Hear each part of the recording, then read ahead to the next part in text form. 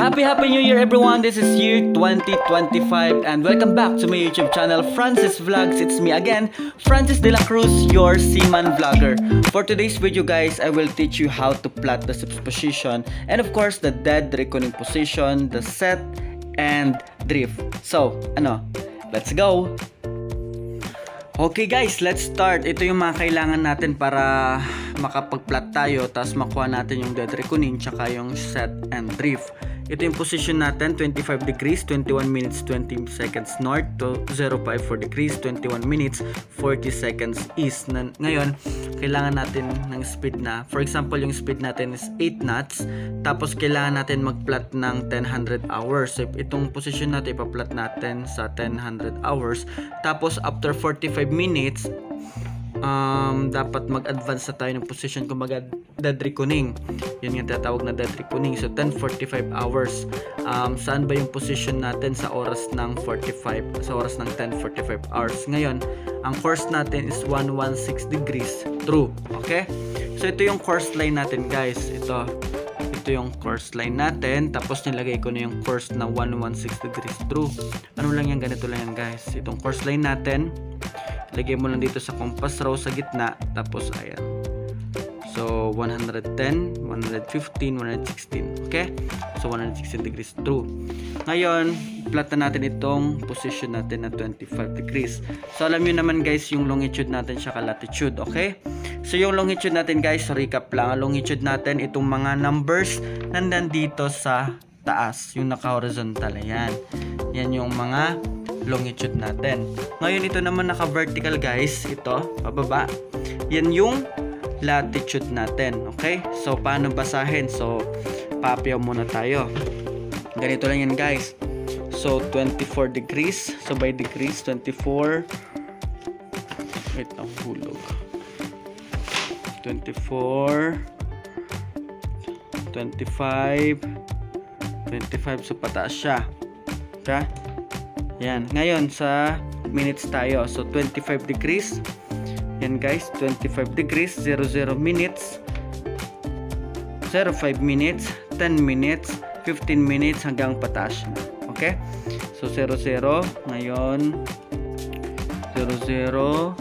So 1 minute, 2 minutes, 3 minutes, 4 minutes, 5 minutes. Okay, ganyan lang pagbabasa niyo na. So 25 degrees and 5 minutes. Okay, so ito guys, since 00 ito, 01 minute, 02 minutes, 03 minutes, 04 minutes, 05 minutes.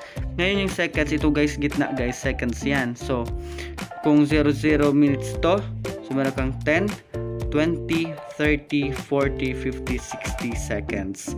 So, 1 minute. Okay? So, ganun lang yan guys. Okay? So, mag-plot na tayo. So, hanapin na natin yung 25 degrees, 21 minutes, and 20 seconds north. Dito. Sa gilid, since latitude to. So, ito yung 25 degrees. And guys, yan, 25. 25 degrees, 25 degrees, 10 minutes. Okay? 15 minutes. Okay? So, 20 minutes. Ayan na. 20 minutes na. So, 20 minutes, 21 minutes. So, 21 ito. Since meron pa tayong 20 seconds, ayan. So, 10, 20 seconds. So, ito yan. Okay. 20, 21, 21, then 20 seconds. Here. Okay. So, ngayon guys, panakuha nyo na yan. Ilinya nyo lang dyan. Ayan. Tapos, itutok nyo na sa course line natin. Tapos, guhit ka. Ayan, ginuhitan ko na siya para ready na. Ayan na siya. Ginuhitan natin. Tapos, cross nyo lang. Yung longitude naman natin. Yung longitude, 04. Ayan o. 04 degrees and 20 minutes. Ayan, 04 degrees and 20 minutes. Ayan. Okay. Ngayon, 20 minutes and 21. 20 minutes, 21, and 40 seconds. 10, 20, 30, 40. Okay. 20 minutes, 21, and 40. 10, 20, 30, 40. So, yan siya. Okay. Understood. Tapos, iwitan nyo lang. Baba nyo na. Tapos, kung saan sila mag-cross, dalawa, yan na yung ship's position natin. So sabi natin, mag-plot tayo ng 10 hours. So lagyan natin dito ng 10:00 hours. Okay? So nakapag-plot na tayo. Ngayon, kailangan natin mag-DR. So mag-DR tayo para malaman natin kung saan yung position natin sa oras ng 10:45 hours. Okay? Okay, mag-DR na tayo. So ang kailangan lang guys, itong DST, alam niyo naman yata itong D, okay, and ST, distance, speed, and time. Okay? Ngayon guys, para mag-DR tayo, sabi nga daw 10:45 daw tayo, dapat alamin natin yung position natin. Ngayon, hanapin natin yung distance. Since may speed na tayo ng 8 knots, yung speed natin is 8 knots, tapos yung time is 10:45. Okay, so 45 lang kasi yun yung difference niya sa 45 minutes. So gagawin natin dito yung 45 minutes, i-divide mo lang by 60 para ma-convert natin into hours. So 45 divided by 60 is equal to 0.75. So 0.75. Ngayon i-multiply nyo lang itong dalawa. Meron tayong distance na 6 nautical miles. So yun, so i-measure na natin yung 6 nautical miles dito sa latitude natin. Okay, so 1 minute of latitude is equal to 1 nautical mile. Okay, okay, so measure na natin dito. So 6 nautical miles, ang 1 minute of latitude is equal to 1 nautical mile. So 15 dito. So by 5 to, diba? By 5 ito. So kailangan natin ng 6. So 5 6. Okay, so 6, tapos measure lang natin from ship's position dito, tapos gawin natin dito sa line. So ito yung DR natin. Ayan, DR ng 10:45 hours. So ibig sabihin guys, after 45 minutes from here, tapos 45 minutes, yung barko natin ay nandito sa position na ito. Okay, without affecting without these external factors, dito tayo sa position na to, tulad ng wind, current. Pag wala tayong wind saka current, yung hindi affected yung movement ng ating barko, dito tayo sa position na to. Okay, pero kapag may wind or current, medyo pupunta tayo dito or depende. Okay, so hindi tayo dyan actually pag may pag affected tayo ng current tsaka wind. Pero kapag no current, no wind, dito talaga tayo mapupunta after 45 minutes. Okay, yun na guys. So after 45 minutes, na-plot na natin yung DR from 1000 hours. So nag-plot tayo ng advanced position natin. So by 45 minutes, nandito tayo dapat. Tapos nung dumating na tayo ng 45, so 10:45 hours na. So oras na natin yan.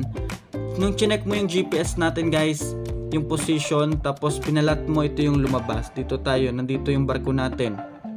Okay, so ang main reason lang yan guys, it's either malakas yung hangin or yung kuryente. Okay, so kaya importante din malaman natin yung set at drift. So yun guys ang iano natin ngayon, i-discuss.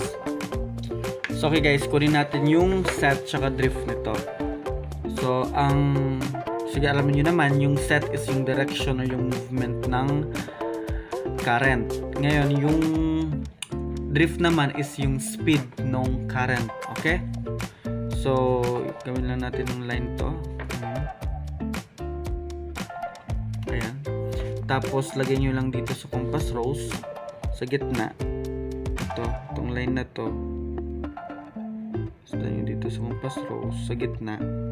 Ngayon ang reading nya is 126 0206. So 026. Okay, 026. Okay, so yung set natin 0 to 6 degrees. Okay, yung set 0 to 6. Ngayon yung drift naman natin, yung speed ng barko, I mean ng kuryente is, measure mo lang to guys, yung distance nito dito, tsaka ito, measure mo lang yan, tapos dito,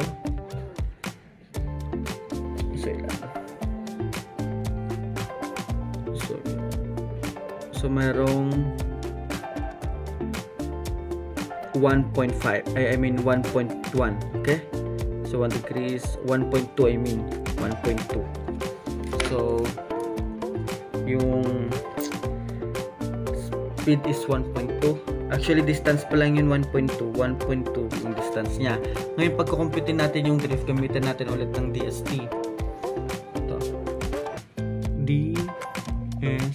Since speed ang hinahanap natin, yung distance is 1.2, tapos yung time natin same lang dito guys kasi 45 minutes, same lang 0.75, so 0.75. okay, so 1.2 divided by 0.75 is 1.6 knots. So 1.6 knots. So ibig sabihin guys, yung set is 0 to 6 degrees, papunta talaga siya doon yung current. Tapos yung ano naman, yung speed ng current is nasa 1.6 knots. Okay, 1.6 knots. Yung drift ng drift. 1.6 knots. So since affected tayo ng current, yung course natin hindi na siya 116. Yung course made good natin, yung course made good, ayan. Ayan guys, since affected tayo ng drift and set guys, or the current, kukunin natin yung speed, I mean the speed made good tsaka yung course made good natin. So pag kukuha lang guys, connect nyo lang tong line natin from ship's position natin, tapos ito dito, ayan dyan, balik lang yan dyan, gawa kayo ng line dyan, tapos baba nyo lang dito sa compass. Ayan, so ang course made good natin is 104 degrees. So ayan, course made good 104 degrees. Ngayon ang hanapin natin guys is yung speed made good naman natin. Okay, so yung speed made good natin is, kukunin nyo lang yung distance nito from here to here, kunin nyo lang yan, tapos lagyan nyo dito. So meron tayong, so by 5 yan, so 6. Yung distance natin here is 6 nautical miles. Ngayon kukunin natin yung speed natin. So paano yun? Yung speed made good, paano kukunin? Since may 6 nautical miles na tayo, saka itong oras natin. So DST ulit, DST tayo ulit, 6 nautical miles divided by 0.75 kasi 45 minutes, diba? So 75. So 6 nautical miles divided by 0.75. So meron tayong 8, tama, 6 divided by 0.75, meron tayong 8 knots. Okay, yan yung tinakbo ng barko na affected ng current. So ang speed made good natin is 8 knots. Yun guys, so that's it. Kung may mga tanong kayo or clarification or any suggestion, comment nyo lang sa comment section, tapos replyan ko na lang. So see you in my next video. Bye bye!